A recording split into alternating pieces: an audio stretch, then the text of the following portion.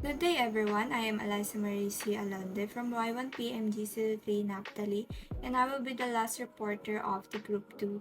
I am going to tackle about the hormonal regulations in non-pregnant female. First, I will be discussing the physiological effects of estrogen and progesterone. Second is I will be describing the functions of LH, FSH, estrogen, and progesterone in the female reproductive system. And the third, I will be discussing the process of hormonal regulations in females. But before we proceed, let's talk about what is hormone. Hormone is a signaling chemicals that stimulates or regulate the activity of the cells or organs. The control of reproduction in females is more complex. As with the male, the anterior pituitary hormones causes the release of the hormones of FSH and LH. In addition, estrogen and progesterone are released from the developing follicles. Let's now discuss the physiological effects of estrogen and progesterone. Estrogen is the primary sex hormone in women, and it functions during the reproductive menstrual cycle. Women have three major types of estrogen, which is the estrone, estradiol, and estriol, which bind to and activate receptors within the body. Each type of estrogen molecule contains a slightly different arrangement or numbers of atoms that in turn causes some of the estrogens to be more active than the others. The different types of estrogen peak and wane throughout women's reproductive cycle, from normal menstruation to pregnancy to the cessation of menstruation or the menopause. The estrogens are a group of biologically active steroid hormones. As signaling molecules estradiol, estriol, and estrone bind to receptor molecules in cells to signal specific changes to occur within the body. The estrogen each attach to receptor molecules with a specific fit, like how one puzzle piece connects to another. Some of the estrogen molecules functions during the menstrual cycle, leading to changes in tissue thickness and menstrual bleeding. All three of the estrogen molecules are similar in chemical structures and constituents. The similarities of the different estrogens arise because some of the estrogen molecules are derivatives of the other, meaning that one estrogen can lead to the creation of another. By the way, this is the chemical structure of the estriol, estradiol, and estrone. Progesterone. Progesterone is produced in the corpus luteum of the ovaries. This is a temporary gland that's produced following the release of an egg from the ovary. Progesterone is a hormone that's vital for menstruation, pregnancy, and also for sperm production. Progesterone levels fluctuate throughout the cycle and reach high levels during pregnancy. However, if level gets too low, it can lead to health issues including infertility. Estrogen and progesterone are steroid hormones that plays a pivotal role in the regulation of mammalian reproduction. One primary action of these hormones is to regulate the development and function of the uterus. These hormones act by regulating transcription of specific genes in the uterus. The action of these hormones are mediated by the specific hormones receptors. These receptors are nuclear transcription factors, whose transcriptionally regulatory activity is mediated by the binding of the specific steroid to these molecules. Once these receptors bind hormone, they can bind to specific cis-acting sequences in the promoter region of responsive genes and regulate transcriptions of these genes. In the regulation of transcription, these receptors interact with specific cofactors to activate the transcriptional machinery. A second gene family, the steroid receptor coactivator or the SRC family, has been identified that serves to modulate the transcriptional activity of the hormone receptors. High level of progesterone typically don't cause any negative health effects, but the low levels of progesterone can also contribute to certain conditions such as absence of menstruation, miscarriage, and poor ovarian function. Let's now proceed to the describing of the functions of LH, FSH, estrogen, and progesterone in the female reproductive system. Luteinizing hormone, or the LH, is produced by the pituitary gland in the brain. It stimulates the ovaries to produce oestrogen and progesterone. It triggers ovulation, or the release of the mature ovum from the ovary, and it promotes the development of the corpus luteum. LH is also a chemical in your body that triggers important processes in your reproductive system. LH spurs ovulation and helps with the hormone production needed to support pregnancy. In the pituitary of people designated female at birth, LH is released only in the second part of the menstrual cycle. That is, after an initial surge causes the release of an egg, or the ovulation, LH is released at a constant pace for 2 weeks.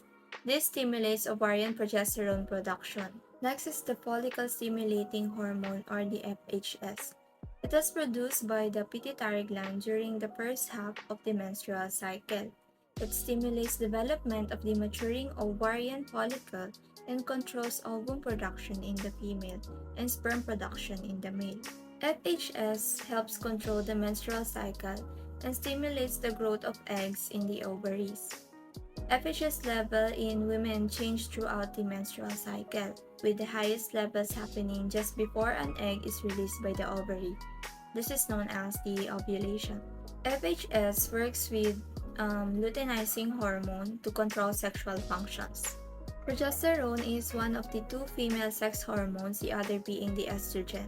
Its main functions are regulating menstruation and supporting pregnancy in the female body. And estrogen is the reproductive hormone in females that assists in the endometrial regrowth, ovulation, and calcium absorption. It is also responsible for the secondary sexual characteristics of females. This includes breast development, flaring of the hips, and a shorter period necessary for bone maturation. In summary, the produced hormones in the ovaries are the estrogens and progesterone. Estrogens plays an important role in sexual and reproductive development, while the progesterone facilitates the implantation of the fertilized egg. The produced hormones in the brain are the LH and FSH. LH facilitates the ovulation while the FHS stimulates the follicular production. Let's now discuss the process of hormonal regulation in females. As you can see in the slide, there are 3 processes of hormonal regulation in females. First is the follicular phase, second is the ovulatory phase, and third is the luteal phase. First, let's talk about the follicular phase. This phase starts on the first day of your period. During the follicular phase of the menstrual cycle, the following events occur. First is 2 hormones, the follicle stimulating hormone, or the FHS, and the luteinizing hormone, or the LH, are released from the brain and travel in the blood to the ovaries. The hormone stimulates the growth of about 15 to 20 eggs in the ovaries, each in its own shell called a follicle. These hormones, FHS and LH, also triggered an increase in the production of the female hormone, estrogen. As estrogen level arise like a switch, it turns off the production of follicle-stimulating hormone, or the FHS. This careful balance of hormones allows the body to limit the number of follicles that will prepare eggs to be released. As the follicular phase progresses, one follicle in one ovary becomes dominant and continues to mature.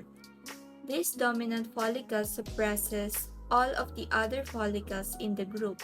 As a result, they stop growing and die. The dominant follicle continues to produce estrogen. Let's now proceed to the ovulatory phase, or the ovulation. It usually starts about 14 days after the follicular phase started, but this can vary. The ovulatory phase falls between the follicular phase and luteal phase. Most women will have a menstrual period 10 to 16 days after ovulation. During this phase, the following events occur. First, The rise in estrogen from the dominant follicle triggers a surge in the amount of luteinizing hormone that is produced by the brain. This causes the dominant follicle to release its egg from the ovary. As the egg is released, a process called ovulation, it is captured by finger-like projections on the end of the fallopian tubes or the fimbriae. The fimbriae sweep the egg into the tube. For 1 to 5 days prior to the ovulation, many women will notice an increase in egg white cervical mucus. This mucus is the vaginal discharge that helps to capture and nourish sperm on its way to meet the egg for fertilization. And now we're on to the last phase, which is the luteal phase. This phase begins right after ovulation and involves the following processes. Once it releases its egg, the empty ovarian follicle develops into a new structure called the corpus luteum. The corpus luteum secretes the hormones estrogen and progesterone. Progesterone prepares the uterus for a fertilized egg to implant. If intercourse has taken place and a man's sperm has fertilized the egg, the fertilized egg or the embryo will travel through the fallopian tube to implant in the uterus. The woman is now considered pregnant. But if the egg is not fertilized, it passes through the uterus. Not needed to support a pregnancy, the lining of the uterus breaks down and sheds, and the next menstrual period begins. That's it for my report, and this will be the end of our group report. Thank you, and I hope that you learned something from us.